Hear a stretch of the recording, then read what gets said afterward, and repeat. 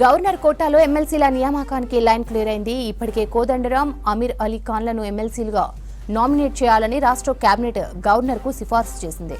అయితే కొత్త నియామకాలపై సుప్రీంకు వెళ్లారు బీఆర్ఎస్ నేతలు దాసోజు శ్రవణ్, కుర్రా సత్యనారాయణ. గతంలో హైకోర్టు ఇచ్చిన తీర్పుపై సుప్రీం స్టే ఇచ్చింది. మరోవైపు కొత్త నియామకాలను చేపట్టకుండా ఆపాలన్న పిటిషనర్లు కోరికను సుప్రీం తిరస్కరించింది. గవర్నర్ ప్రభుత్వ హక్కులను హరించినట్లే అవుతుందని తెలిపింది. ఎప్పటికప్పుడు నియామకాలు చేపట్టడం ప్రభుత్వ విధి అని వ్యాఖ్యానించింది. ఇక దీనికి సంబంధించి మరిన్ని అప్డేట్స్ సత్యం అందిస్తారు. సత్యం, ఎమ్మెల్సీల నియామకంపై సుప్రీం కమెంట్స్ ఏంటి? కోదండరాం ఎమ్మెల్సీ ఎన్నికకు సంబంధించి లైన్ క్లియర్ అని చెప్పొచ్చు. తాజాగా సుప్రీంకోర్టుకు వెళ్ళిన బీఆర్ఎస్ నేతల పిటిషన్పై హైకోర్టు ఇచ్చిన తీర్పును స్టే విధించింది సుప్రీంకోర్టు.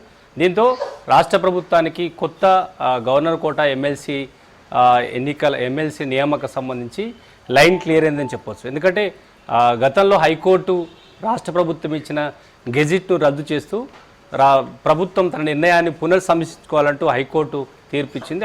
ఆ తీర్పుని చేస్తూ బీఆర్ఎస్ నేతలు దాసోజు శ్రవణ్, అదేవిధంగా కుర్రా సత్యనారాయణ ఇద్దరు సుప్రీంకోర్టుకు వెళ్ళారు. అయితే సుప్రీంకోర్టు కొత్త నియామకం సంబంధించిన నిర్ణయాన్ని ఆపాలంటూ బీఆర్ఎస్ నేతల తరపు న్యాయవాదులు వాదించడంతో సుప్రీంకోర్టు ఎట్టి పరిస్థితుల్లో ప్రభుత్వము అదేవిధంగా గవర్నర్ విధులను తాము అడ్డుకోలేము, ప్రభుత్వం ఎప్పటికప్పుడు నియామకాలు సంబంధించి ఎప్పటికప్పుడు కొత్త నియామకాలు చేపట్టడం ప్రభుత్వ విధి, ప్రభుత్వము అదేవిధంగా గవర్నర్ విధులను తమ రాజ్యాంగబద్ధమైన విధులను తాము అడ్డుకోలేమంటూ కూడా సుప్రీంకోర్టు సూచించడంతో ఇక కొత్త ఎమ్మెల్సీ ఎన్నికలకు సంబంధించిన నియామకం లైన్ క్లియర్ అయిందని చెప్పవచ్చు. ఎందుకంటే కాంగ్రెస్ ప్రభుత్వం వచ్చినప్పటి నుంచి కూడా కొత్తగా గవర్నర్ కోటాలో ఖాళీ ఉన్న 2 ఎమ్మెల్సీ ఎన్నికలకు సంబంధించి ఎమ్మెల్సీ నియామకం సంబంధించి రాష్ట్ర ప్రభుత్వం నిన్న ఒకసారి మంత్రివర్గ నిర్ణయం తీసుకుంది, గెజిట్ కూడా ఇచ్చింది. కానీ బీఆర్ఎస్ చివరి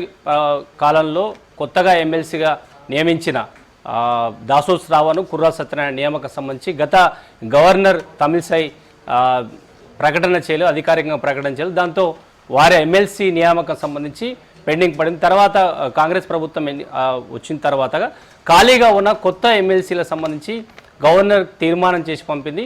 కోదండరాం అదేవిధంగా అమీర్ అలీ ఖాన్ ఇద్దరిని గవర్నర్ కోటా ఎమ్మెల్సీలుగా రేవంత్ రెడ్డి ప్రభుత్వం మంత్రివర్గ తీర్మానం చేసి రాష్ట్ర ప్రభుత్వం కూడా గెజిట్ ఇచ్చింది. కానీ ఆ నియామకాన్ని సవాల్ చేస్తూ దాసోజు శ్రవణ్, కుర్రా సత్యనారాయణ హైకోర్టుకి వెళ్ళారు. హైకోర్టు ఈ నిర్ణయాన్ని సమీక్షించుకోవాలి, అవసరమైతే ఒకవేళ కొత్త నియామకాలు చేపడితే మంత్రివర్గం మళ్ళీ నిర్ణయం తీసుకోవాలని ఒక సూచన చేసింది. దీంతో కొత్త ప్రభుత్వం రేవంత్ రెడ్డి ప్రభుత్వం తాజాగా అసెంబ్లీ బడ్జెట్ సమావేశాల తర్వాత జరిగిన మంత్రివర్గ సమావేశంలో మరోసారి కోదండరాం, అమీర్ అలీ ఖాన్ని కొత్త గవర్నర్ కోటా ఎమ్మెల్సీలుగా తీర్మానం చేస్తూ గవర్నర్కి తీర్మానం పంపింది. ఇక గవర్నర్ నిర్ణయం తీసుకోవాల్సిన సమయంలో బీఆర్ఎస్ చెందిన దాసోజు శ్రవణ్ అదే కుర్రా సత్యనారాయణ ఇద్దరు సుప్రీంకోర్టుకి వెళ్ళారు. ప్రభుత్వము అదేవిధంగా గవర్నర్ తీసుకుంటున్న నిర్ణయాన్ని నిలిపివేయాలంటూ ఒక కోర్టుకు వెళ్ళడంతో కోర్టు ఇలాంటి ఆదేశాలను తాము ఇవ్వలేం, ప్రభుత్వము అదేవిధంగా గవర్నర్ విధులను తాము అడ్డుకోలేము, ఇది రాజ్యాంగబద్ధంగా